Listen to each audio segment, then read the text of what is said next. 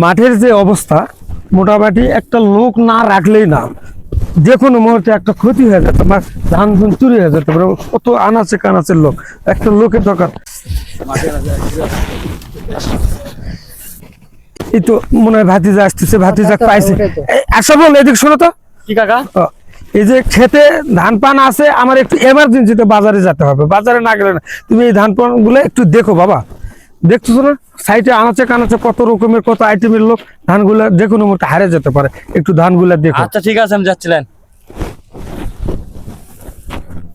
এটা কাকে দায়িত্ব দিলে? এটা তো বাটপা। এটা তুমি বুঝবে না, আমার ব্রেনের মেমোরিটা কত। চোরের যদি কোনো দায়িত্ব দেওয়া যায়, ওই চোর কোনো দায়িত্বর অপহরণ করতে পারে না। এটা তুমি বুঝো। ও তো প্রফেশনাল একটা চোর, ওকে দায়িত্ব দিয়েছে, ও চুরি করতে পারবে না। আচ্ছা ঠিক আছে, এটা লজিক নিয়ে চলবা। যত খারাপ ছেলে পেলে ওটা ভালো কোনো দায়িত্ব দিলে ওই দায়িত্বটা ভালোভাবে পালন করে, বুঝো। এটা মাথায় রাখো সব সময়।